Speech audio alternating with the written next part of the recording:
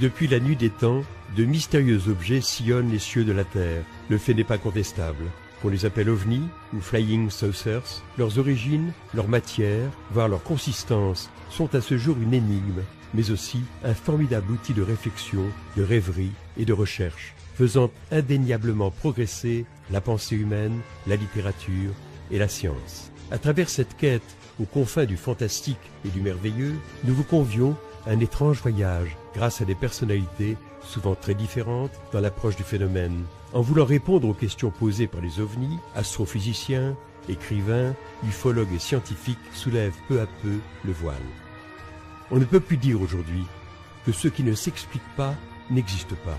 Cette science inconnue n'est pas de la magie, c'est sans doute un pan entier de notre avenir. 24 juin 1947. Une date dans l'histoire des soucoupes volantes. Ce jour-là, Kenneth Arnold, PDG américain à Boise, Idaho, est aux commandes de son avion personnel. Il fait route vers Yakima, dans l'État de Washington, avec pour mission de rechercher l'épave d'un C-46 de transport de la marine qui s'est écrasé dans les monts Cascades. L'après-midi est ensoleillé et la visibilité très bonne. Soudain, vers 15 heures, un éclair blanc-bleu illumine tout le côté droit de sa cabine.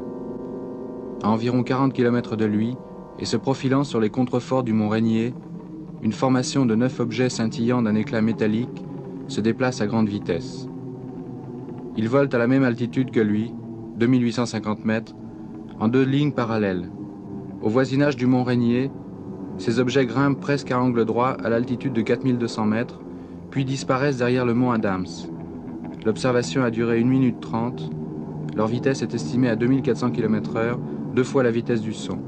Vitesse fabuleuse à l'époque, puisque le mur du son n'est pas encore franchi. Kenneth Arnold déclarera un peu plus tard que ces objets se déplaçaient à la manière de soucoupes ricochant sur l'eau. L'expression fera fortune. Le blackout imposé par les gouvernements et l'étouffement médiatique féroce de l'affaire Roswell laissent à penser que les ovnis ne font pas seulement partie d'une mythologie littéraire exotique, mais qu'ils sont peut-être à la fois notre mémoire et notre destin. L'affaire de Roswell, c'est l'un des plus célèbres dossiers de toute l'histoire de l'ufologie dans le monde. Et de quoi s'agit-il? Il s'agit de l'accident supposé d'un ovni qui se serait écrasé aux environs de Roswell, au Nouveau-Mexique, près où se trouve la base des bombardiers atomiques à l'époque, en juillet 1947, au beau milieu de la première vague des soucoupes volantes à l'époque. Alors je vous résume les faits. Le 8 juillet 1947 est publié un communiqué de presse sensationnel de la base des bombardiers atomiques qui annonce qu'ils ont trouvé aux environs de Roswell donc un disque volant accidenté, qu'ils l'ont récupéré et qu'ils l'ont envoyé, tous les débris, pour examen les locaux techniques de l'armée de l'air. Mais le soir même, il y a un démenti du quartier général de Roswell à Fort Worth au Texas qui dit qu'ils se sont trompés, qu'en réalité ce qu'ils ont trouvé c'était un vulgaire ballon météo avec sa cible radar. Et l'affaire a été enterrée pour 30 ans. Mais en 1977, presque par hasard, un ufologue américain, Stanton Friedman, a rencontré l'un des protagonistes de cette histoire, qui était le major Jesse Marcel, alors à la retraite en Louisiane, et cet homme lui a raconté une toute autre histoire. Il lui a dit que c'était pas vrai ce qu'on avait dit à l'époque, et qu'il avait passé la journée à récupérer des débris extrêmement étranges, qui ne ressemblaient à rien de connu.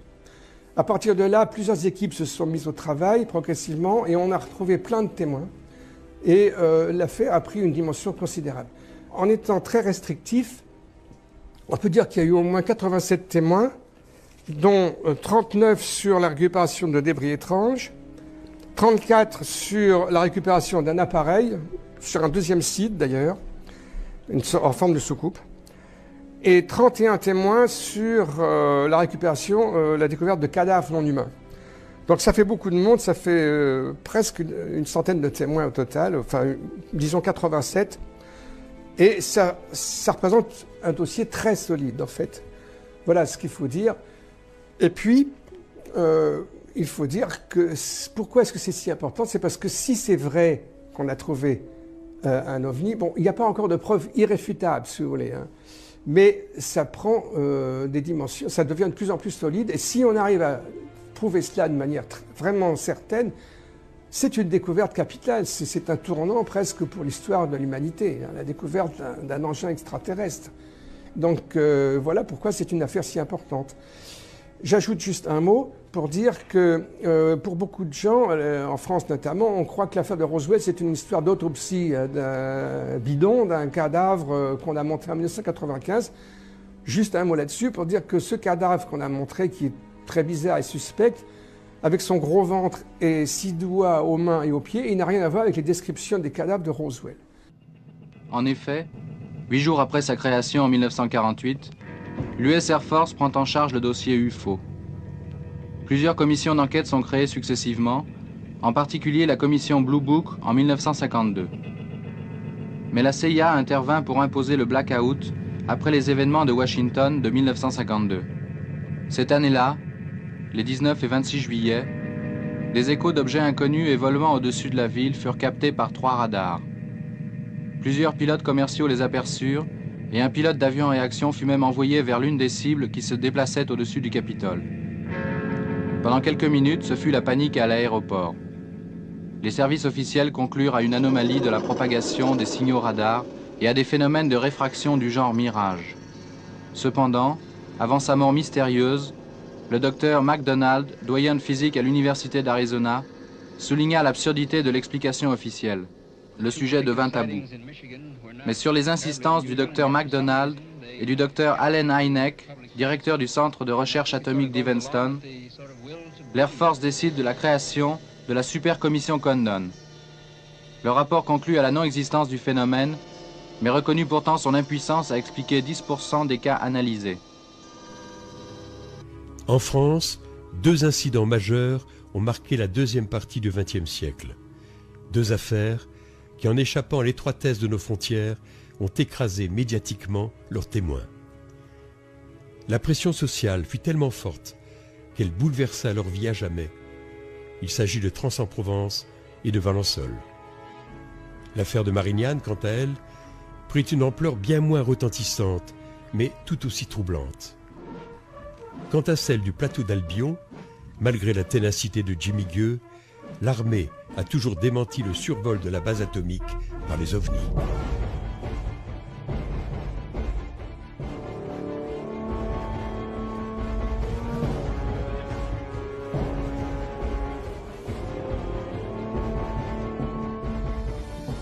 Voici ce qu'écrivait Jimmy Gueux à propos du plateau d'Albion en 1985. Les témoignages en notre possession se recoupent, et ceux qui émanent de sources militaires sont les plus détaillés. Chaque fois qu'un silo était ouvert, 48 heures plus tard, un énorme vaisseau venait se stabiliser en altitude. Il larguait des modules de reconnaissance, sphères ou soucoupes, qui eux descendaient pour faire un point fixe à 5 ou 10 mètres au-dessus du silo ouvert. Tout cela prouve à l'évidence que cette base de missiles stratégiques était sous la surveillance constante des extraterrestres.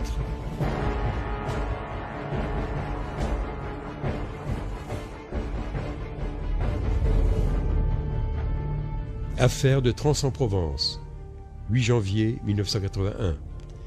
Un ovni atterrit dans le jardin de Renato Nicolai.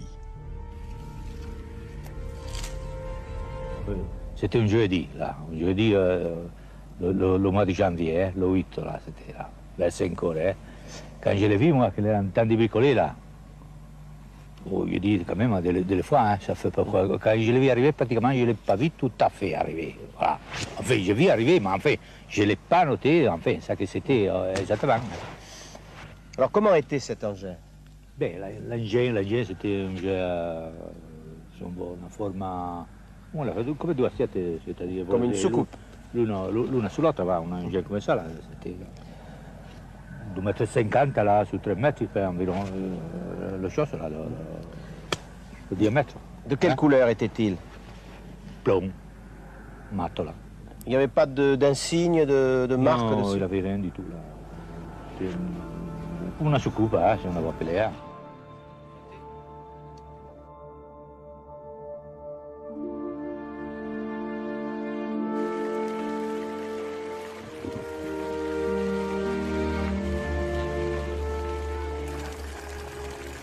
Le 1er juillet 1965 à l'aube, Maurice Mas est déjà à l'œuvre dans son champ de lavande. Alors qu'il roule une cigarette, il entend une sorte de sifflement très aigu. Face à lui, un engin en forme de ballon de rugby est posé sur un axe central enfoui dans le sol. Aujourd'hui, Maurice Mas n'est plus de ce monde. C'est son ami de toujours, Maurice Chassepoul, qui nous conte cet événement hallucinant. Et là, qu'est-ce qu'il voit? Il voit un genre comme une dauphine, là, une grande dauphine, une grande voiture, avec 3 pieds et un pied central. Un petit bonhomme qui était penché sur les lavandes, qui était en train de regarder, et un autre devant, qui était devant ce qu'on appellera une soucoupe volante. Il s'approche, et dès qu'il s'approche, bien sûr, celui qui était penché le voit, appelle son copain, et à ce moment-là, ils sortent de leur poche un genre de tuyau long comme ça, et il le braque sur Maurice. Et à ce moment-là, il est carrément pétrifié. Il est tétanisé, pétrifié, il ne peut plus bouger. Il voit tout, il entend tout. Voilà un peu comment ça s'est passé, comment l'histoire s'est passée. Bon, après, il dit que les bonshommes sont remontés dans genre comme un volet, ça se soulevait comme un volet. La soucoupe s'est soulevée environ d'1 mètre. Les réacteurs, enfin, dessous, ça a commencé à bouger, mais avec un bruit pas très fort. Et à l'espace de quelques secondes, ça est parti du côté de Manosque, et ça a disparu. Mais à une vitesse exceptionnelle. Et l'endroit où la soucoupe a passé, toutes les lavandes étaient brûlées. Alors effectivement, d'après vous, est-ce qu'il y a eu une soucoupe volante à Valençol? Moi je crois, parce que d'après les empreintes qui se sont produites sur le terrain de M. Mas, effectivement un engin s'est posé là-dessus. Les empreintes sont très visibles. Sont très visibles, oui. Et ce n'est pas quelque chose qui peut être fait par des amateurs? Non, par aucun appareil connu, je crois pas. Et est-ce que M. Mas est une personne qui s'amuse à faire des blagues de temps en temps? Non, moi, là j'ai eu l'impression que vraiment il a dit la vérité, parce que vraiment il était un peu émotionné de l'engin qu'il avait vu. Depuis la plus haute antiquité, d'Hérodote à Tite-Live, de Platon à Cicéron, depuis Fontenelle et le siècle des Lumières, les écrits ont laissé les traces de l'ampleur du phénomène. Il en est de même pour les textes sacrés. Eh bien, on pourrait commencer par la Bible, ça paraît en quelque sorte normal. Alors que nous dit Ézéchiel? Il nous dit qu'il voit d'abord venir du nord un grand vent, une nuée, une tempête, ensuite un nuage qui semble contenir des éclairs, des formes lumineuses, et il parle même, au fond, de quelque chose qui ressemble à du métal chauffé, en plein feu, dit-il. Là, on aurait presque l'image moderne de l'apparition d'un ovni.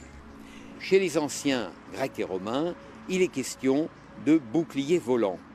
Et là aussi, ça devient beaucoup plus intéressant, et je dirais, nous cernons notre sujet. Pourquoi? Parce que la description qu'ils font de ces boucliers rappelle tout à fait les ovnis. En voici la raison.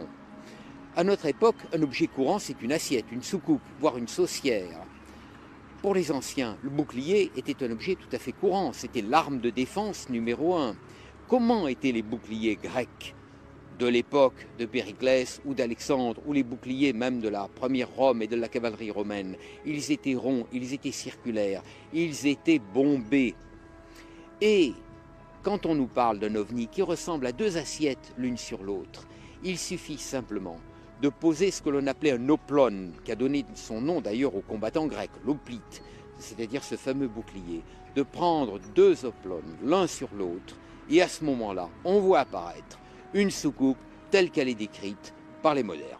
Les vimana, c'est quoi dans la littérature védique? C'est en fait, ce sont des... Alors, il y avait 2 sortes de vimana. Il y avait ce qu'on pourrait appeler les avions aujourd'hui, qui étaient conduits par des êtres humains, qui ressemblaient un peu à des avions, et puis les vimana complètement mythiques, qui eux n'étaient pas faits conduits par les êtres humains, pilotés par les êtres humains, mais qui ressemblaient, on ne sait pas à quoi, ça ne ressemblait pas à un avion, on ne sait pas comment ça fonctionnait, comment ça volait. Donc ces 2 réflexions, c'est de dire que les Indo-Européens ont vraisemblablement façonné notre civilisation aujourd'hui, ce que nous sommes aujourd'hui. Mais en plus, on parle de l'Atlantide, on parle des Mayas, on parle de tout ça. Et je crois que là aussi, on a je ne sais pas si c'est vraiment quelque chose, c'est un mythicisme ou si c'est autre chose, mais moi je me pose des questions, je vous dirais franchement.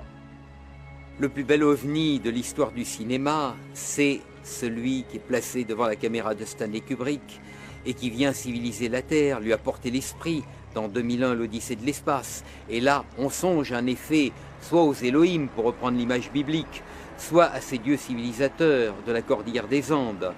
Et Kubrick, en nous présentant cette figure, ce personnage, et on voit bien, au fond, on pourrait reprendre les paroles d'Ézéchiel, que c'est une sorte de vivant, puisqu'il est l'esprit et qu'il est bourdonnant comme une ruche gigantesque, eh bien, il nous donne l'image, une image purement géométrique. On songe à une porte, on songe à une borne, on songe finalement à un module mathématique qui, au fond, serait peut-être à l'origine, avec le fameux nombre d'or, à l'origine de la construction des temples sacrés, de ces temples qui, eux aussi, sont des modèles du ciel sur Terre. Tous les ufologues ne croient pas aux ovnis, loin s'en faut. Leur aspect socioculturel, tel que le décrit Carl Jung dans son ouvrage Un mythe moderne, a inspiré de nombreux adeptes de cette théorie. En Suisse, Bruno Mancusi défend la thèse de Bertrand Meheut, proche de celle de Jung. Alors effectivement, Bertrand Meheut a abordé le phénomène de façon très intéressante. Donc il a publié d'abord un livre qui s'appelle « Science-fiction et soucoupe volante », dans lequel il établissait un parallèle entre les récits de science-fiction, par exemple des années 30 aux États-Unis, avec les récits des témoins. Et il a retrouvé un parallèle assez stupéfiant entre ces romans de science-fiction et les récits des témoins. Ensuite, il a écrit son livre Soucoupe volante et folklore, dans lequel il fait un parallèle entre les affaires de sorcellerie, par exemple, et les ovnis. Alors, il trouve que, par exemple, les rondes sorcières se retrouvent dans les traces d'ovnis, la marque du diable sur la sorcière se retrouve aussi sur les témoins d'ovnis, avec notamment les implants. L'odeur de soufre du diable se retrouve aussi chez les ovnis, avec soit l'odeur de soufre, soit l'odeur d'ozone. Bref, il y a un parallélisme très intéressant. Mais cette théorie ne nous apprend pas grand-chose sur la réalité ou non du phénomène. C'est-à-dire qu'on peut interpréter de deux façons complètement différentes. On peut se dire, voilà, vous voyez bien que les ovnis n'existent pas, puisque de tout temps, on a interprété ces phénomènes suivant la croyance de l'époque. Et donc, les ovnis ou les sorcières, je ne sais pas quoi, sont dans notre inconscient et les témoins imaginent des choses. Ou alors, on peut l'interpréter de façon plus croyante, c'est-à-dire, voyez bien que les ovnis existent, simplement on les a interprétés de manière différente. Au Moyen-Âge, on voyait des sorcières, tandis que maintenant, on voit des ovnis. Alors, ce rapport Cometa, effectivement, a fait beaucoup de bruit, mais il a fait du bruit parce que, à cause de la personnalité des auteurs. Par contre, le contenu était assez, disons, croyant pour la réalité du phénomène. Et même, il y avait un passage assez incroyable sur Roswell. Donc, je ne pense pas que ça a fait beaucoup pour la crédibilité du phénomène. Au contraire, on peut dire que ça a décrédibilisé leurs auteurs. Je ne crois pas qu'il y ait vraiment une affaire, aussi bien documentée soit-elle, qui pourrait permettre de faire pencher la balance en tant que telle. Je pense c'est plutôt un ensemble de cas sélectionnés qui ensemble, comment dire, pourraient permettre de penser qu'il y a une réalité peut-être différente, qu'il y a une réalité physique peut-être différente. On n'en a pas pour l'instant la preuve, on a dans le meilleur des cas des présomptions de peut-être l'existence de quelque chose de, par exemple, des phénomènes tels que la foudre en boule pourraient très bien être considérés comme des ovnis, des phénomènes rares atmosphériques, des choses comme ça pourraient très bien être pris pour des ovnis à juste titre par des témoins et par des enquêteurs, et pourraient très bien également éclairer la science sur un domaine peu connu. C'est une possibilité, il y en a d'autres. Aimé Michel était avant tout, pour comprendre son parcours, c'était avant tout un penseur, un philosophe, et je crois qu'il faut... il est devenu, on pourrait dire, un petit peu par accident ufologue, et on le considère comme étant un des pionniers de l'ufologie, mais c'est un petit peu un accident de parcours. En fait, au début des années 50, donc, il est intéressé par de multiples sujets, dont les soucoupes volantes, qui est un nouveau thème. Il publie un ouvrage qui s'appelle Lueurs sous les soucoupes volantes en 1954. On est en France en pleine vague de soucoupes volantes. C'est la plus grande vague qu'ait connue la France à cette période. On publie jusqu'à 60 notifications, observations par jour. Il y a des affaires d'atterrissage, des humanoïdes qui sont observés, etc. Donc il publie ce livre qui est un des deux premiers ouvrages publiés par des auteurs français. Et donc à ce titre, effectivement, on l'a considéré, à son corps défendant un petit peu, comme étant l'un des pionniers de l'ufologie en France. Mais en fait, il situait les soucoupes volantes dans un cadre beaucoup plus large. Pour lui, c'était une façon de questionner le réel. Voici 3 témoignages sincères. Les témoins ne sont pas des affabulateurs en mal de sensationnel. Ils relatent simplement les faits qui les ont bouleversés. Si parfois on peut penser que des phénomènes naturels hors du commun sont à l'origine d'une observation, que dire lorsqu'il reste des traces physiques sur les personnes? C'est le cas de Philippe Michon, de Sylvia Gros-Desormeaux et de Jean-Charles Hilde. J'avais à peine pris mon virage, j'étais à une vitesse de 45 km/h, que j'ai vu arriver par l'autre route une sphère de lumière rouge venir à grande vitesse. Et tout d'un coup, j'ai senti mon corps monter en température.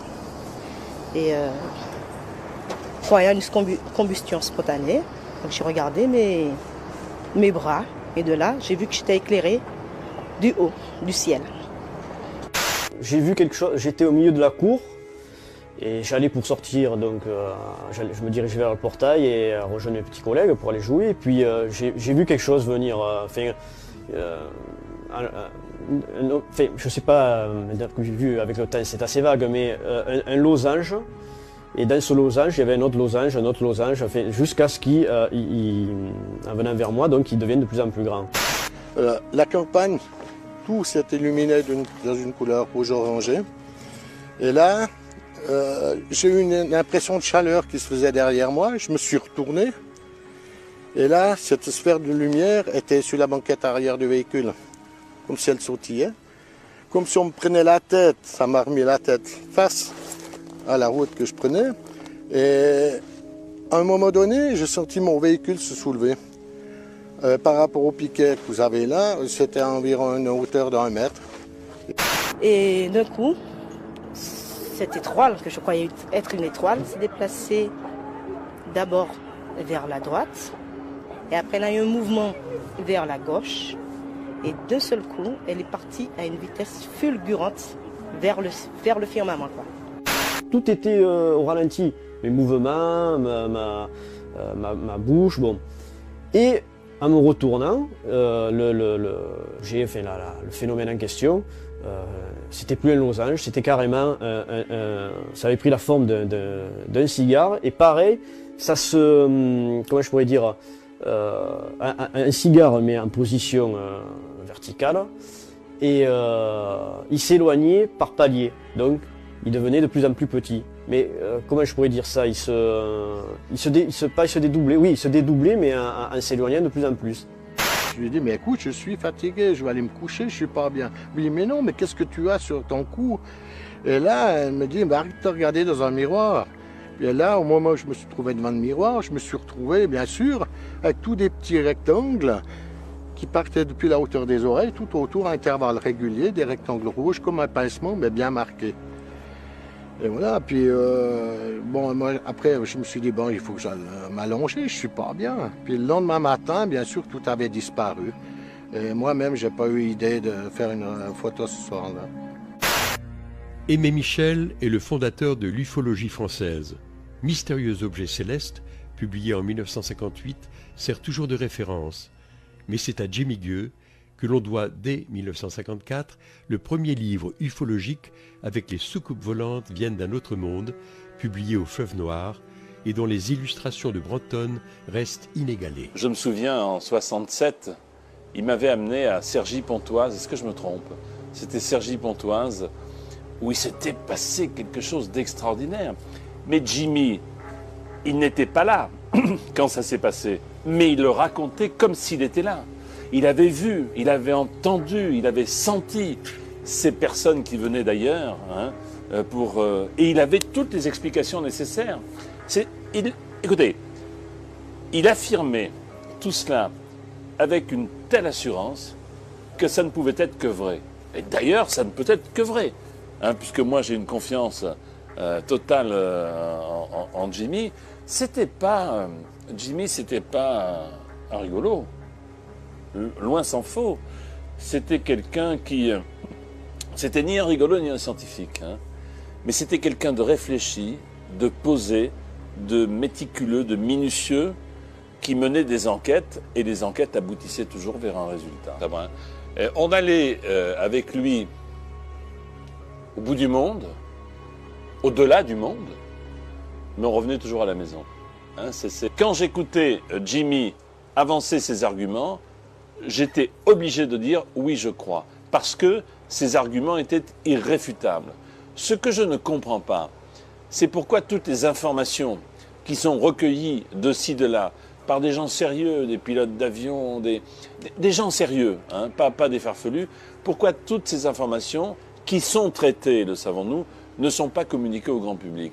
C'est ce qui m'interpelle, c'est ce qui me ferait croire qu'il faudrait y croire. Parce que si on le cache et si on ne dit rien, c'est qu'il doit y avoir quelque chose. Mais bon, j'attends pour voir, et en tout cas, s'il nous regarde, qu'il soit les bienvenus. Il y a toujours à boire, à manger à la maison. Jimmy, c'est d'abord quelqu'un qui nous a étonnés par ce qu'il était, parce que c'était quelqu'un qui ne ressemblait pas à nous autres. J'ai d'ailleurs toujours cru que Jimmy était un extraterrestre. D'ailleurs, quand on est jeune, on ne voit pas vieillir tant que cela les autres. Et Jimmy, d'ailleurs, je ne l'ai jamais vu vieillir. Je me suis dit, tiens, Jimmy, c'est un extraterrestre. Parce qu'il avait des façons autres que nous d'envisager la vie, de voir des choses, de savoir des choses. Il avait des informations sur un paquet de trucs qui nous intéressaient énormément.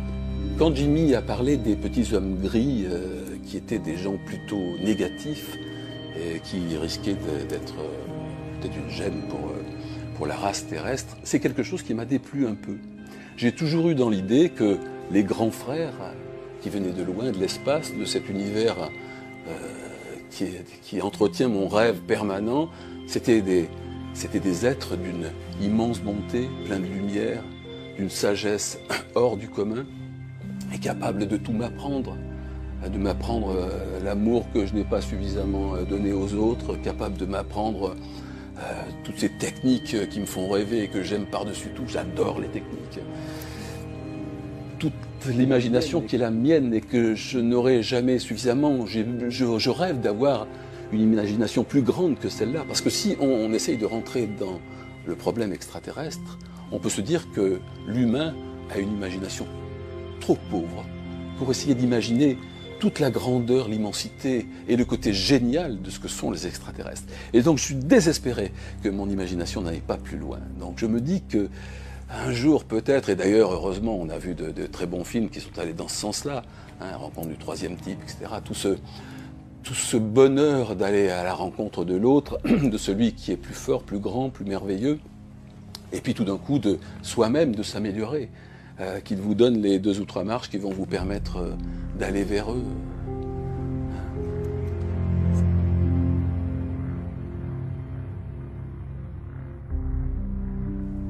En France, l'étude du phénomène OVNI fut par le passé l'œuvre d'Aimé Michel, de Jimmy Gueux, de Jacques Vallée et de Jacques Bergier.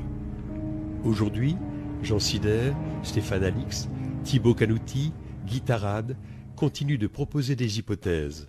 Ah, cette affaire de Marignane, vous savez, elle a fait couler beaucoup d'encre. C'est un atterrissage qui a eu lieu sur la piste du premier aéroport, pas celui que nous connaissons aujourd'hui. Et il y avait un douanier qui était en train de patrouiller entre deux hangars lorsqu'il a été survolé par un engin qui était à très faible altitude.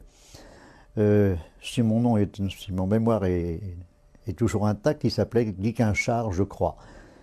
Il a sorti son revolver, mais ce n'a pas été le seul témoin. J'ai eu l'occasion par la suite de rencontrer à Nice un personnage qui avait été présent, mais qui a toujours voulu garder l'anonymat. Cet atterrissage a eu des conséquences assez intéressantes, car en effet, sur le point précis où l'objet s'est posé, on a retrouvé des pièces métalliques qui ont été très rapidement récupérées par les services secrets français. Et l'affaire de Trans-en-Provence? Alors Trans-en-Provence, voilà encore une affaire qui est une affaire assez curieuse. On a fait courir tous les bruits sur M. Renato, qui était le propriétaire de ce lieu où l'objet est venu et a buté sur une restanque. Alors là encore, je crois qu'il faut approfondir toujours les... Vous savez que lorsqu'on fait une enquête, il faut remonter aux origines. Et il faut remonter au passé.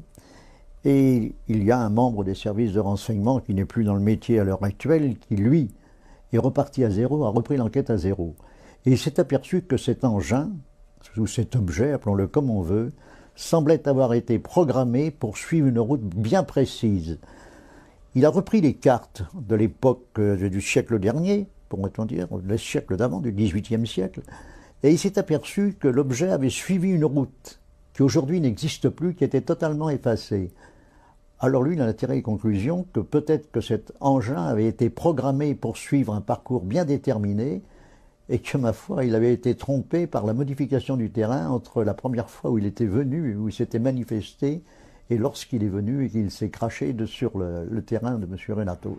L'affaire Mantel, on la connaît très bien, c'est l'histoire de ce pilote qui avait été envoyé avec son Mustang P51 au-dessus de Fort Knox, qui est la réserve d'or des États-Unis, et le capitaine Mantel était en patrouille avec deux autres chasseurs, et lui seul est monté à la rencontre de cet engin qu'il a décrit comme un énorme disque argenté.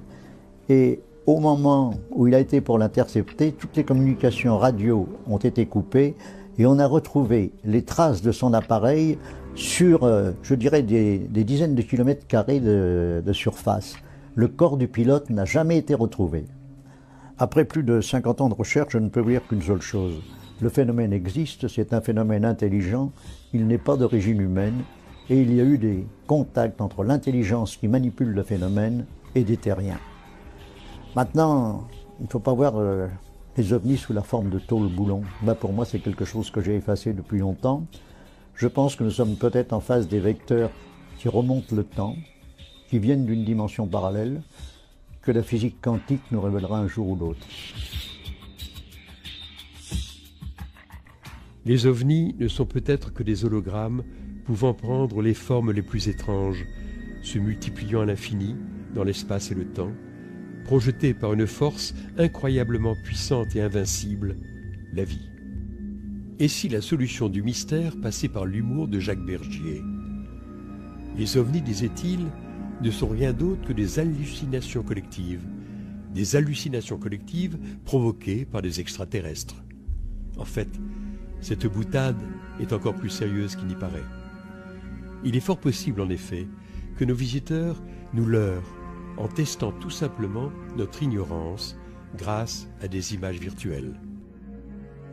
Jacques Bergier pensait à un univers multiple, un multivers, où réalité et imagination sont interdépendantes. Au fond, il y aurait deux mondes. Un premier cercle-univers, composé par l'incessant dilatement cosmique, la ronde éternelle des galaxies et de la vie, puis un autre cercle qui engloberait le premier, celui des mythes, du merveilleux et du rêve, ouvert de temps à autre à notre réflexion et dont les ovnis seraient les messagers.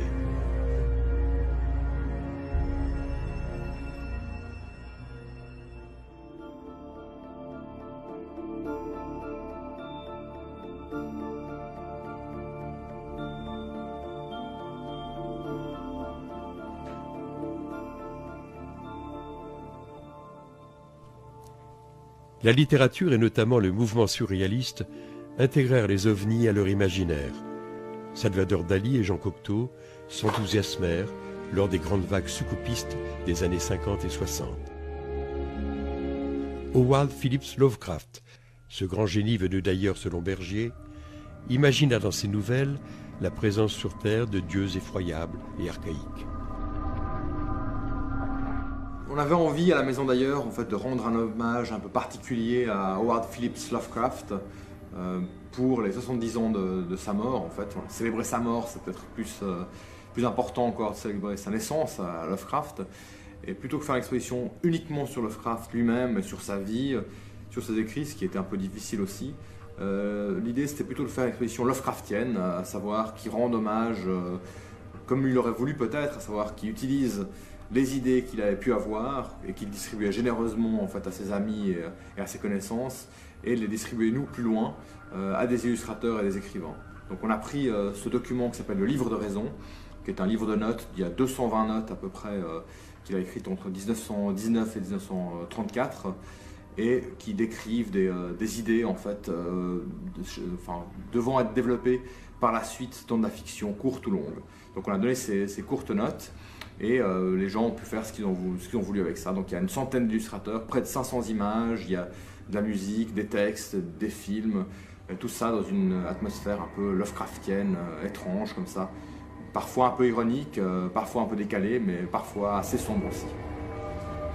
Alors, le mythe, la cosmogonie, on va dire, Lovecraftienne est très importante évidemment pour la Maison d'Ailleurs, puisque contrairement à ce qu'on imagine parfois, Lovecraft c'est pas un écrivain de fantastique véritablement, c'est vraiment un écrivain de science-fiction qui est passionné par les théories de l'évolution, par la théorie de la relativité d'Einstein, qui est un fan d'astronomie, c'est un astronome amateur, si on veut, qui a passé des longues heures à observer le ciel, et qui imagine que le monde autour de nous n'est pas du tout connu, c'est un monde très étrange, et quand on va commencer à le connaître, eh bien on va être horrifié.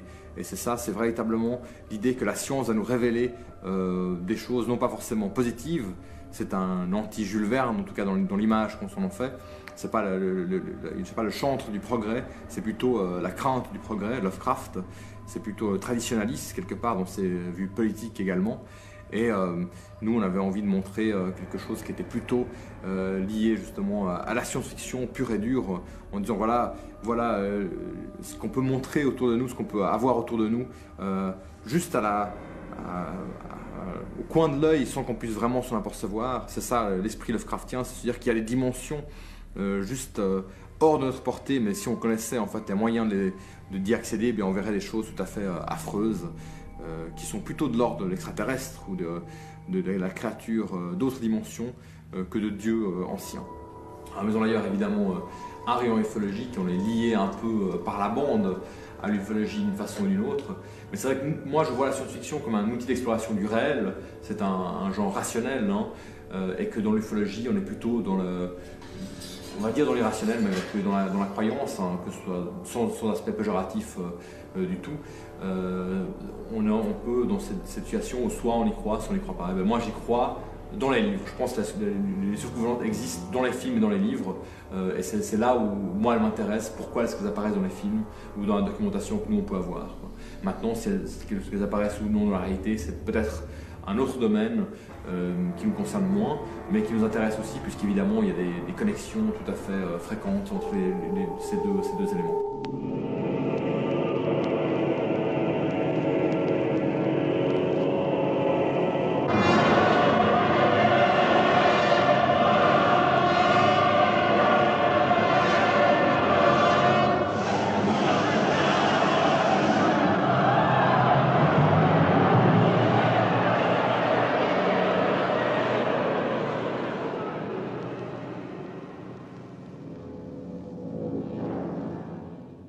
Il faut savoir déjà que les films d'extraterrestres sont essentiellement hollywoodiens. Donc moi, quand j'ai commencé à travailler sur cette question-là, il y a bien des films russes, hein, comme Aelita par exemple, mais c'est vrai que c'est un cinéma qui est essentiellement hollywoodien.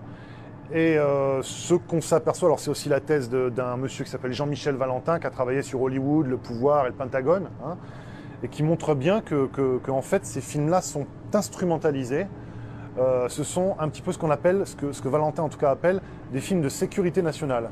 Alors, il parle peu des films d'extraterrestres, des films d'OVNI dans son étude, mais c'est un petit peu le même processus. En fait, derrière, on retrouve un petit peu le macartisme, la peur de l'ennemi soviétique en l'occurrence, ennemi de l'intérieur, puisque très souvent, on le voit, c'est le cas dans Invaders from Mars, c'est le cas dans beaucoup d'autres, ça va être vraiment le schéma de beaucoup d'autres films jusqu'au très récent avec Nicole Kidman, Invasion, qui reprend le même thème. C'est l'ennemi ressemble à l'humain, il est caché parmi nous, donc c'est d'autant plus inquiétant et c'est d'autant plus difficile de le voir.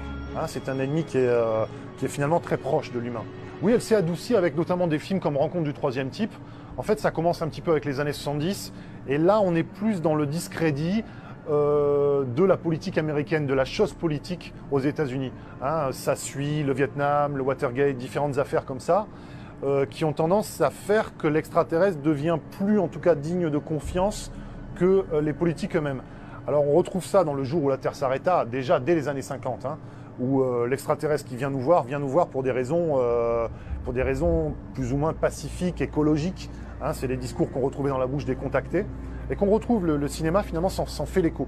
Avec les années 70, effectivement, même si on retrouvera dans les années 80-90 des grosses artilleries hollywoodiennes avec le thème de l'invasion, mais en tout cas, on a pour la première fois ce renversement de tendance où les extraterrestres sont soit à l'égal de Dieu, comme dans 2001 ou peut-être même dans Solaris par exemple, des sauveurs, des frères cosmiques dotés d'une grande sagesse, ou en tout cas des gens qui vont nous aider, ou qui nous ont peut-être déjà aidés au fil de notre évolution. C'est autant de thématiques qu'on retrouve dans beaucoup de films. Ce qui ressort en tout cas du phénomène OVNI, ça je pense que la plupart des gens qui ont étudié cette question-là sont à peu près d'accord aujourd'hui pour en arriver à cette conclusion. Il existe un résidu de cas, un reliquat assez court finalement, hein, peut-être entre 1 et 5%, peut-être même moins que ça, qui renvoie à quelque chose de profondément exotique. Après ça, on rentre un petit peu dans des querelles byzantines, dans des débats d'experts. Alors, est-ce que c'est finalement des objets, est-ce que ce sont des objets faits de nuts and bolts, comme disaient les Américains, c'est-à-dire tôle et boulons, est-ce que ce sont des objets purement matériels, des objets faits d'ingénierie, hein, des engins? Est-ce que ce sont des animaux? Est-ce que ce sont des hologrammes? Est-ce que ce sont des sondes assez frustres? Est-ce que ce sont des corps éthérés, comme certains le disent? Là, honnêtement, on n'a pas vraiment de réponse. Et en tout cas, les réponses que pourrait nous apporter la technologie, donc par exemple les éco-radars ou les choses comme ça, sont assez frustres. On a des cas où les observations laissent des éco-radars. On a des cas où ils n'en laissent pas, alors qu'ils sont vus, observés par des témoins fiables.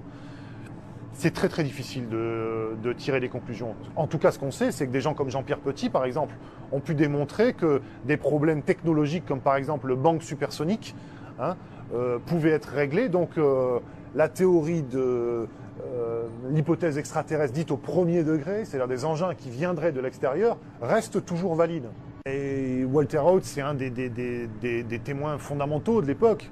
Donc c'est vrai que ce qu'il dit est particulièrement important. Lui, il va être très lié aussi à la divulgation de l'affaire dès ses origines, hein, au cover-up. Donc lui, ce dont il témoigne finalement, c'est d'une dissimulation. Hein. C'est ça qui est le plus important dans ses témoignages. C'est quand même quelqu'un qui a fait une belle carrière militaire.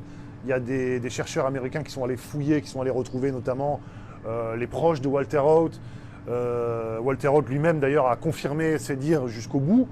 Donc c'est quand même assez délicat lorsqu'on a d'assez hauts gradés, parce que je crois que Walter Haut termine comme général, donc assez haut placé dans la hiérarchie militaire.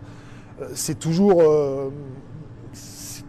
particulier lorsque quelqu'un d'aussi haut placé avance ce type de propos. Alors c'est une preuve de rien comme toujours dans le phénomène OVNI. On ne peut jamais rien prouver quoi que ce soit. C'est bien ce qui est gênant d'ailleurs.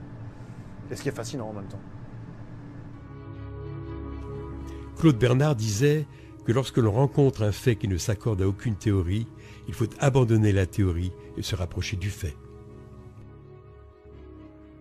En cas d'observation, la gendarmerie va se déplacer et au vu des dires du témoin, nous allons essayer de mentionner l'heure, le lieu exact de la constatation des faits, la forme et les caractéristiques essentielles des objets aperçus, la couleur, la brillance, les conditions d'évolution du phénomène. Ensuite, si c'est toujours visible, à partir de ce moment-là, le gendarme va prendre des clichés photographiques à l'aide d'un appareil de diffraction optique dont les unités sont dotées. Il va le signaler dans son procès-verbal et cette pellicule va rester dans l'appareil photo. Il sera remis au CEPRA. Est-il vrai que dans le memento du gendarme, vous avez un document qui représente une soucoupe volante ? Oui, c'est un peu le côté humoristique du memento du gendarme, qui est une aide pour des gendarmes quand ils sortent d'école ou autre, et qui vont avoir avec eux pendant tout le long de leur carrière. Donc ça leur permet, devant des situations nouvelles, de pouvoir aller feuilleter ce document. Et puis c'est un petit dessin humoristique pour pouvoir dire, bon, ben, éventuellement, si vous êtes confronté à ce type de phénomène ou d'une personne se présente, il a cette petite rubrique pour pouvoir le orienter et le guider dans ses constatations et sa manière de faire. Le ciel était lisse comme la pierre d'un lavoir. La limpidité du ciel de Provence a inspiré cette phrase sublime à Jean Giono. Les nuits étoilées de Saint-Michel rendirent propice la création de l'Observatoire de Haute-Provence. On est loin de la cosmologie, c'est le paradoxe de Fermi. C'est une remarque qu'il y avait lorsqu'on regarde la vitesse à laquelle nous-mêmes nous déplaçons vers une planète avec une fusée, tout bêtement. Et on peut aller comme ça de planète en planète, voire de planète vers des étoiles. Et on s'aperçoit qu'il faut, je ne sais plus si c'est quelques centaines de milliers d'années, ou peut-être quelques millions d'années pour coloniser toute la galaxie. Mais finalement, cela va très vite par rapport aux milliards d'années qu'il faut pour fabriquer une planète et pour fabriquer l'homme. Donc ce que disait Fermi, c'est que si une civilisation est sortie de son étoile haute, comme nous, et a commencé à s'étendre dans toute la galaxie, dans ce cas-là, il devrait être chez nous. Donc sa grande phrase, sa grande interrogation, c'était « mais où sont-ils » C'est-à-dire que, par exemple, vous devez être un extraterrestre. L'équation de Drake, c'est une équation de probabilité. Drake s'était penché sur la probabilité pour qu'il y ait une autre civilisation comparable à la nôtre. C'est-à-dire qu'il y a un terme pour dans quelles conditions apparaît la vie. Il faut qu'il y ait une atmosphère qui soit propice à la vie, donc ça donne déjà une probabilité relativement faible. Il faut qu'il y ait une planète qui soit dans ce qu'on appelle la zone d'habitabilité, c'est-à-dire ni trop loin ni trop près. Il y a tout un tas donc c'est une espèce de grande, pas somme, mais de multiplicateurs. Il y a tout un tas de facteurs qui sont tous proches de zéro. Et quand on arrive, bon, on n'en connaît pratiquement aucun d'ailleurs, on peut en mesurer aucun, mais quand on y arrive, on a une probabilité extrêmement faible d'avoir une autre civilisation ailleurs. Mais il avait essayé donc de quantifier en gros la probabilité pour que la vie se soit développée ailleurs. Alors, aller plus vite que la vitesse de la lumière, on ne sait pas faire avec, on va dire, un mobile. Par contre, avoir quelque chose qui, au fond, se retrouve là où on ne l'entendait pas, ça c'est possible, pas tellement dans le cadre de la relativité, dans le cadre plutôt de la microphysique avec la mécanique quantique. De là à déplacer tout un mobile, pour l'instant, on sait éventuellement déplacer un électron, ou le retrouver où on ne l'attendait pas, de manière probabiliste, mais on ne sait pas encore déplacer tout un véhicule spatial à des années-lumière d'ici. La cosmologie n'apporte pour l'instant aucune réponse définitive quant à la forme de l'univers. Cependant, les récentes découvertes d'exoplanètes laissent à penser que vraisemblablement la vie existe ailleurs. L'idée, c'est que si une planète tourne autour d'une autre étoile que le Soleil, eh bien, par chance, il peut arriver que cette planète passe devant l'étoile.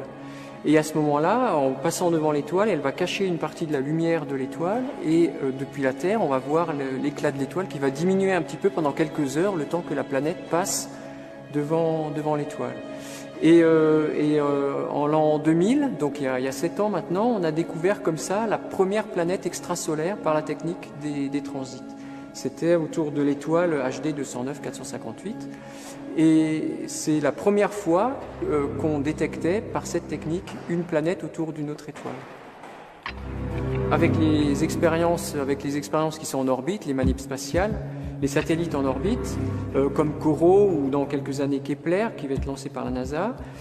Ces observatoires spatiaux vont avoir une précision photométrique très grande, c'est-à-dire ils vont être capables de mesurer la variation de brillance de l'étoile devant laquelle passe la planète ou quelque chose d'autre, avec une très très grande précision. Et on peut montrer par le calcul, par des simulations numériques, on peut montrer que si l'objet n'est pas une planète, c'est-à-dire n'est pas un objet sphérique, mais par exemple une forme triangulaire ou rectangulaire qui tourne sur elle-même ou quelque chose comme ça, eh bien la courbe de transit, la diminution d'intensité lumineuse de l'étoile est différente de celle d'un astre sphérique. Ça m'a donné l'idée justement de dire que s'il existe autour d'autres étoiles, sur des planètes, des civilisations technologiquement avancées, plus avancées que nous en l'occurrence, qui seraient capables de construire dans l'espace des structures de la taille d'une planète, hein, comme l'étoile de la mort dans Star Wars, eh bien on pourrait depuis la Terre, enfin disons avec les observatoires spatiaux qui sont en orbite actuellement ou qui vont être en orbite d'ici 2 ou 3 ans, on devrait être capable de les détecter. Donc on a des outils actuellement en orbite qui vont nous permettre de dire si oui ou non ces civilisations extraterrestres intelligentes, technologiquement très avancées, existent ou sont très courantes dans la galaxie ou pas. Oui, alors l'exobiologie, c'est un domaine scientifique multidisciplinaire qui regroupe aussi bien des astronomes que des géologues, que des gens qui s'occupent de planétologie, que des chimistes, que des biologistes, et qui cherche à répondre à la question: existe-t-il de la vie en dehors de la Terre, sur les planètes autour des autres étoiles? Donc aujourd'hui, on cherche toujours cette vie extraterrestre, on ne l'a pas trouvée. On la cherche dans le système solaire, depuis des années on la cherche sur Mars en particulier. Et un des volets du travail qu'on fait ici à l'Observatoire de Haute-Provence, c'est d'étudier la Terre comme un modèle de planète extrasolaire de type terrestre, justement. Et on sait aujourd'hui que la végétation terrestre laisse dans la signature spectrale de la Terre une signature bien caractéristique de la végétation. On a suggéré avec des collègues parisiens que si un jour sur une exoplanète on voyait cette signature spectrale dans le spectre d'une exotère, eh bien on pourrait suggérer, ou disons mettre sur la place publique, ouvrir le débat de est-ce que cette signature spectrale est la signature d'une végétation extraterrestre qui serait semblable à la nôtre.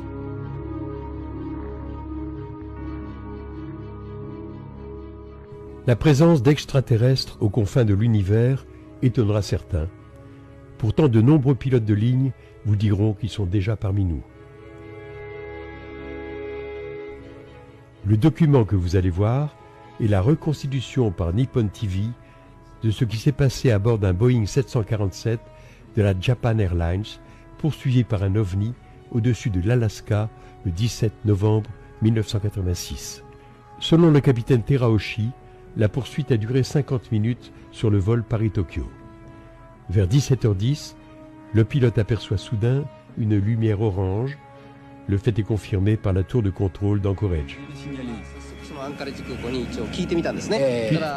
Deux lumières, puis plusieurs, se rapprochent de l'appareil.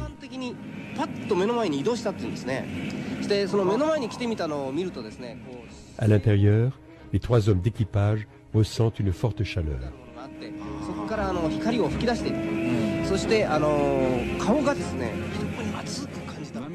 20 minutes après,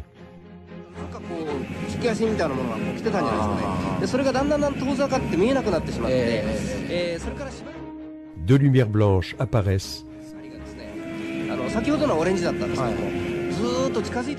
tandis que le radar de bord indique la proximité d'un énorme objet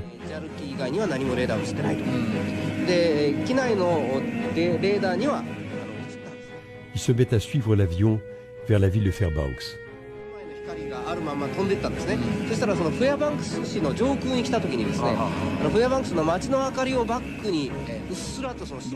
Grâce aux lumières de la ville, l'équipage médusé voit apparaître un engin 30 à 40 fois plus gros que le 747.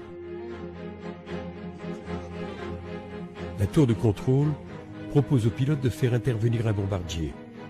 Non, répond-il. Vu la proximité de l'OVNI, ce serait trop dangereux.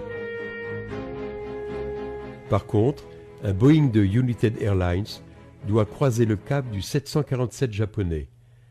Vers 18 h, lorsque celui-ci s'approchera du premier appareil, la sphère immense disparaîtra. De ce vaste champ d'investigation, Terre creuse, Crop Circle, mutilation animale, mythe de Thulé, de l'hyperborée, de Shambhala, univers multidimensionnel, engin du futur, entité vivante, voire divine, on pourrait s'y perdre. Il ne reste pas moins que les hommes les plus influents de la planète ont au cours de leur vie évoqué la présence des ovnis. Mikhail Gorbatchev, le phénomène ovni existe et il faut s'en occuper sérieusement. Vice-amiral Roscoe Hillenkoetter, ancien directeur de la CIA, ces objets inconnus sont sous contrôle intelligent. Werner von Braun, nous nous trouvons face à des puissances qui sont beaucoup plus fortes que ce que nous avions jusqu'ici estimé et dont la base est en ce moment inconnue de nous. Kennedy, Gordon Cooper, Barry Goldwater, le général Nathan Twining étaient ou sont persuadés de leur existence. Voici la dernière déclaration de l'astronaute américain Edgar Mitchell.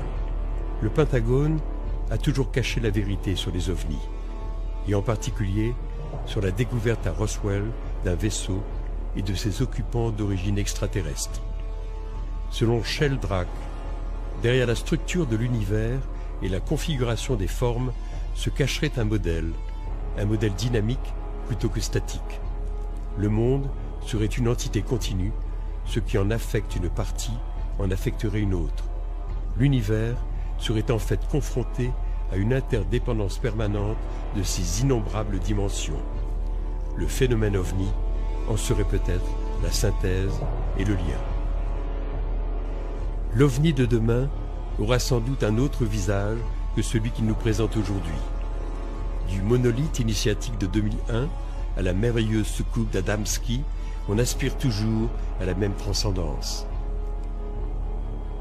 Lorsque nous serons prêts, lorsque l'homme aura assimilé son message, l'OVNI prendra certainement sa forme définitive.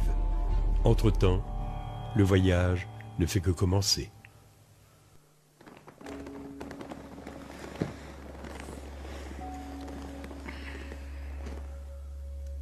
Ah oui, la surprise.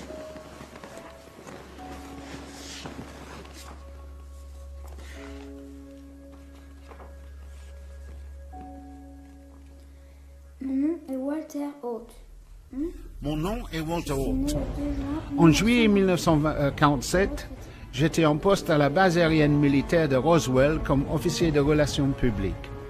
Je venais de passer le week-end du 4 juillet à ma résidence privée à environ 10 miles au nord de la base située au sud de la ville.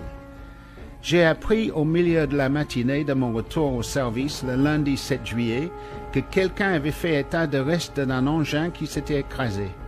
J'ai été informé que le major Jesse Marcel, chef du renseignement, avait été envoyé par le commandant de la base, le colonel William Blanchard, pour enquêter. Avant de quitter la base, le colonel Blanchard m'a emmené personnellement au bâtiment 84, connu sous le nom du hangar P3. En approchant du bâtiment, j'ai observé qu'il était étroitement gardé, aussi bien au dehors qu'à l'intérieur. Une fois à l'intérieur, j'ai été autorisé à observer pour la première fois les objets récupérés juste au nord de la ville. Cela faisait environ 12 à 15 pieds de longueur et environ 6 pieds de haut, et l'ensemble faisait penser à un œuf. L'éclairage était faible, mais sa surface me semblait métallique. J'ai pu voir 2 corps sous une bâche en toile.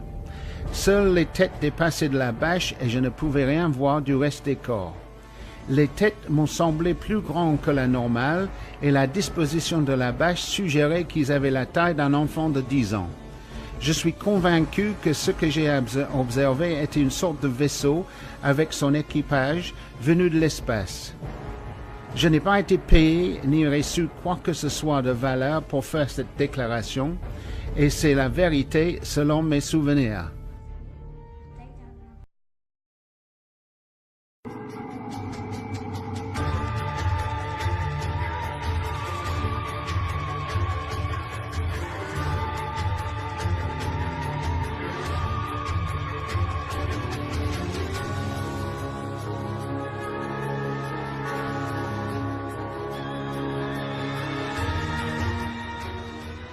Depuis la nuit des temps, de mystérieux objets sillonnent les cieux de la Terre. Le fait n'est pas contestable.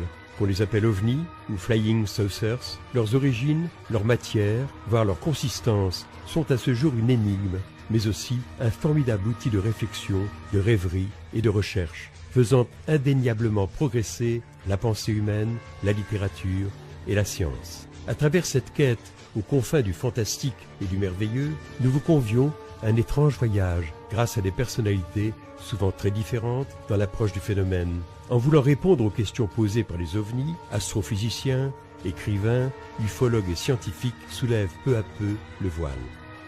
On ne peut plus dire aujourd'hui que ce qui ne s'explique pas n'existe pas. Cette science inconnue n'est pas de la magie, c'est sans doute un pan entier de notre avenir. 24 juin 1947, une date dans l'histoire des soucoupes volantes. Ce jour-là, Kenneth Arnold, PDG américain à Boise, Idaho, est aux commandes de son avion personnel.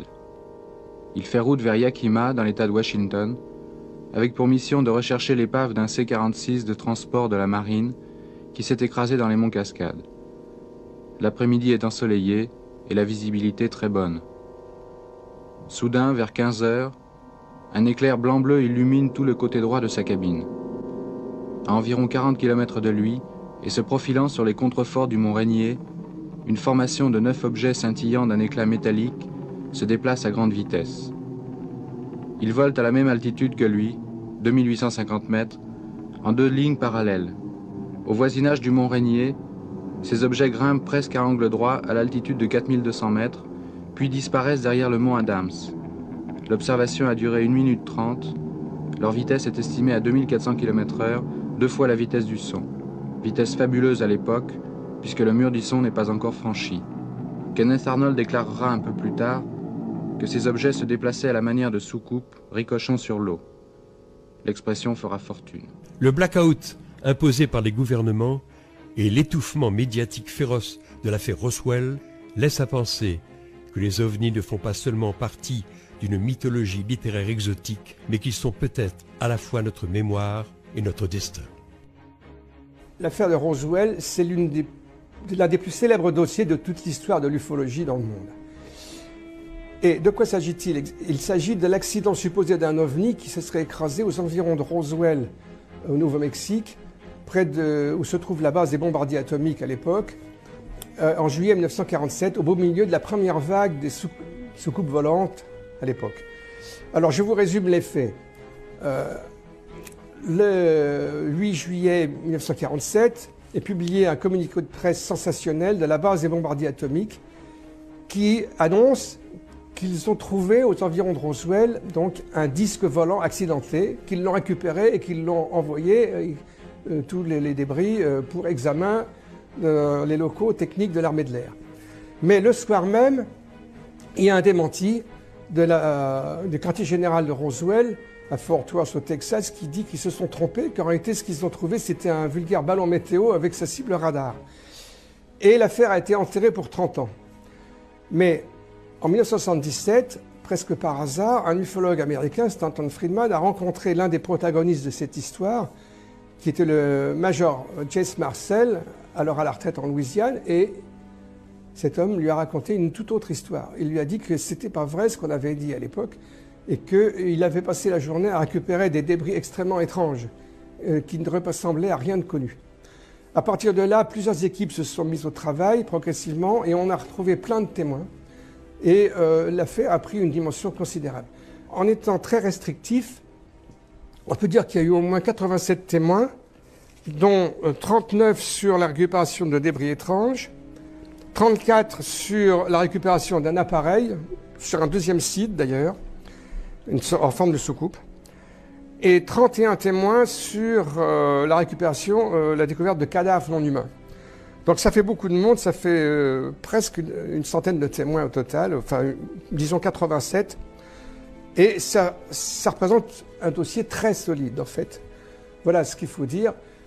Et puis, il faut dire que pourquoi est-ce que c'est si important? C'est parce que si c'est vrai qu'on a trouvé un ovni, bon, il n'y a pas encore de preuves irréfutables, si vous voulez, hein, mais ça prend des dimensions, ça devient de plus en plus solide, et si on arrive à prouver cela de manière vraiment certaine, c'est une découverte capitale. C'est un tournant presque pour l'histoire de l'humanité, hein, la découverte d'un engin extraterrestre.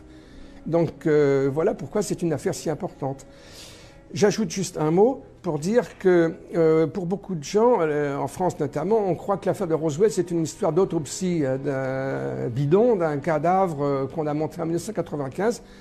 Juste un mot là-dessus pour dire que ce cadavre qu'on a montré, qui est très bizarre et suspect, avec son gros ventre et 6 doigts aux mains et aux pieds, il n'a rien à voir avec les descriptions des cadavres de Roswell. En effet, 8 jours après sa création en 1948, l'US Air Force prend en charge le dossier UFO.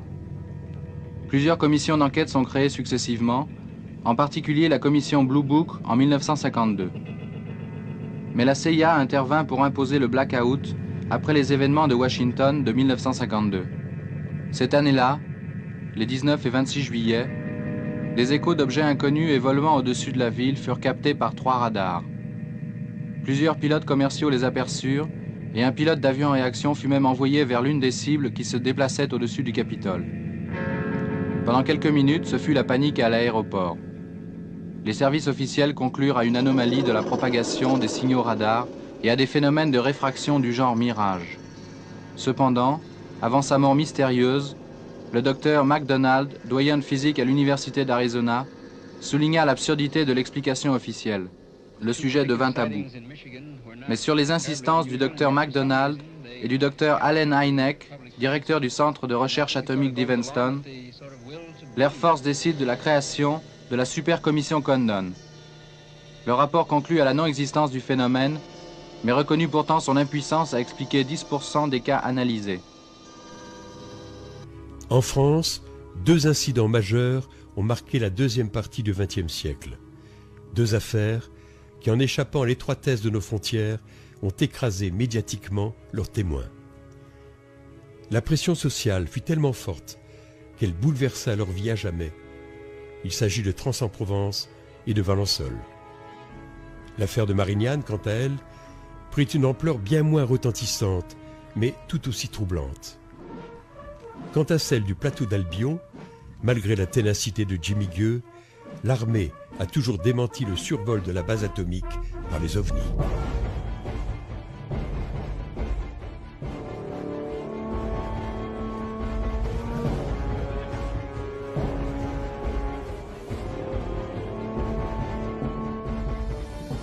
Voici ce qu'écrivait Jimmy Gueux à propos du plateau d'Albion en 1985. Les témoignages en notre possession se recoupent, et ceux qui émanent de sources militaires sont les plus détaillés. Chaque fois qu'un silo était ouvert, 48 heures plus tard, un énorme vaisseau venait se stabiliser en altitude. Il larguait des modules de reconnaissance, sphères ou soucoupes, qui eux descendaient pour faire un point fixe à 5 ou 10 mètres au-dessus du silo ouvert. Tout cela prouve à l'évidence que cette base de missiles stratégiques était sous la surveillance constante des extraterrestres.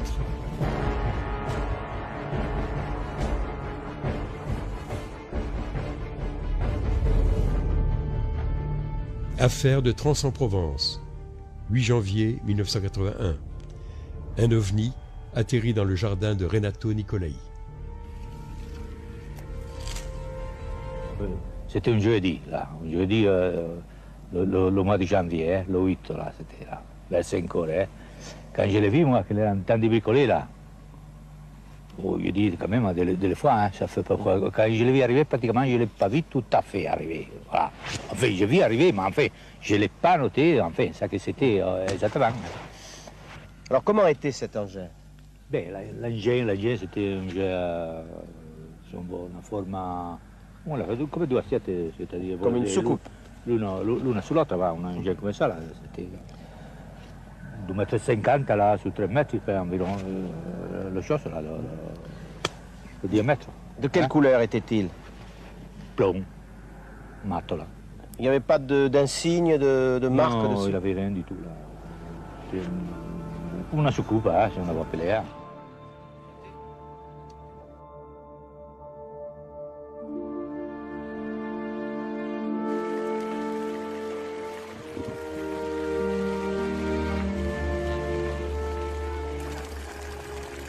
Le 1er juillet 1965 à l'aube, Maurice Mas est déjà à l'œuvre dans son champ de lavande.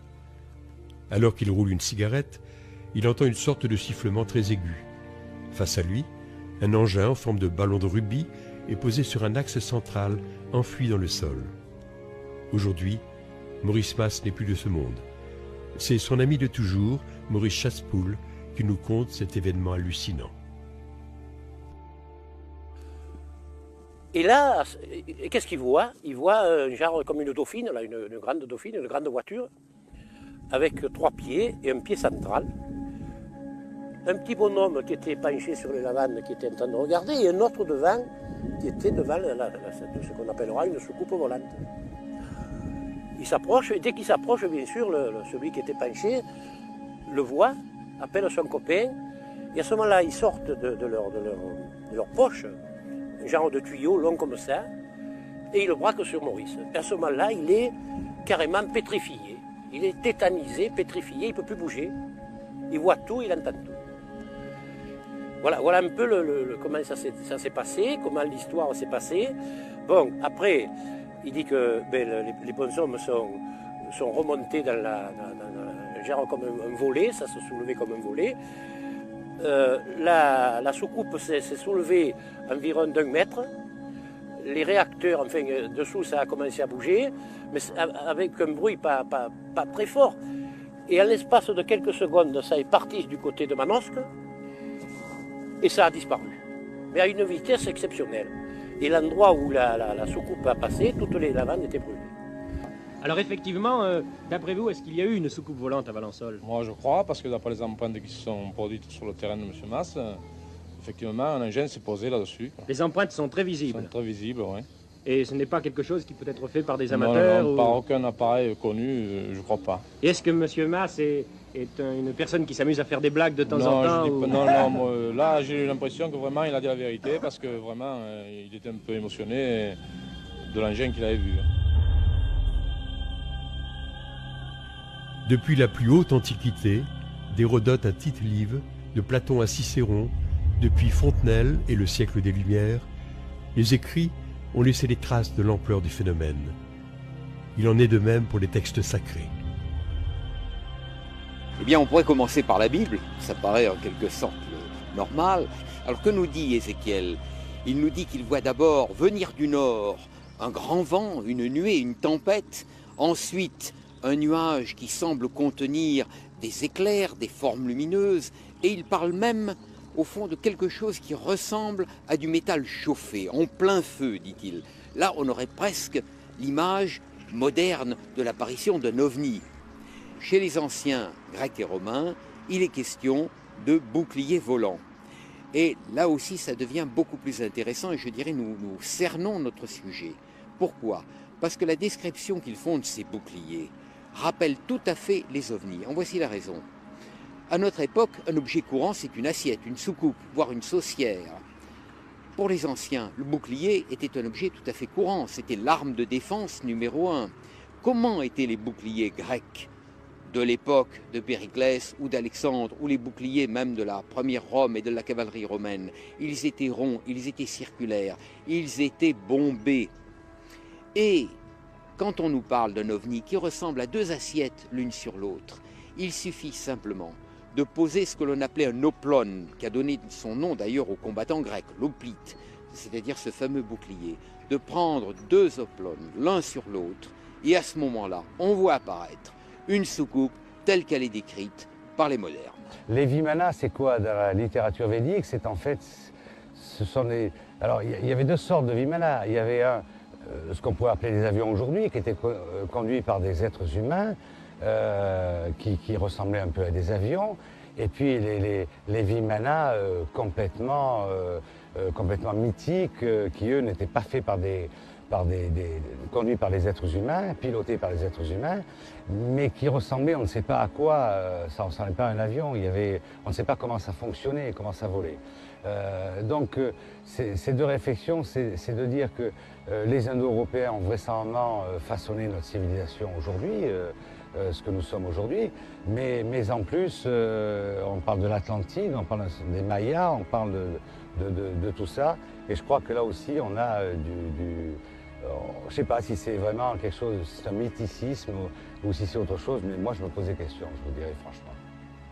Le plus bel ovni de l'histoire du cinéma, c'est celui qui est placé devant la caméra de Stanley Kubrick et qui vient civiliser la Terre, lui apporter l'esprit dans 2001, l'Odyssée de l'espace. Et là, on songe en effet soit aux Elohim, pour reprendre l'image biblique, soit à ces dieux civilisateurs de la cordillère des Andes. Et Kubrick, en nous présentant cette figure, ce personnage, et on voit bien, au fond, on pourrait reprendre les paroles d'Ézéchiel, que c'est une sorte de vivant, puisqu'il est l'esprit et qu'il est bourdonnant comme une ruche gigantesque, eh bien, il nous donne l'image, une image purement géométrique. On songe à une porte, on songe à une borne, on songe finalement à un module mathématique qui, au fond, serait peut-être à l'origine, avec le fameux nombre d'or, à l'origine de la construction des temples sacrés, de ces temples qui, eux aussi, sont des modèles du ciel sur Terre. Tous les ufologues ne croient pas aux ovnis, loin s'en faut. Leur aspect socioculturel, tel que le décrit Carl Jung dans son ouvrage Un mythe moderne, a inspiré de nombreux adeptes de cette théorie. En Suisse, Bruno Mancusi défend la thèse de Bertrand Meheut, proche de celle de Jung. Alors effectivement, Bertrand Meheut a abordé le phénomène de façon très intéressante. Donc il a publié d'abord un livre qui s'appelle Science-fiction et soucoupe volante, dans lequel il établissait un parallèle entre les récits de science-fiction, par exemple des années 30 aux États-Unis, avec les récits des témoins. Et il a retrouvé un parallèle assez stupéfiant entre ces romans de science-fiction et les récits des témoins. Ensuite, il a écrit son livre Soucoupe volante et folklore, dans lequel il fait un parallèle entre les affaires de sorcellerie, par exemple, et les ovnis. Alors, il trouve que, par exemple, les rondes sorcières se retrouvent dans les traces d'ovnis, la marque du diable sur la sorcière se retrouve aussi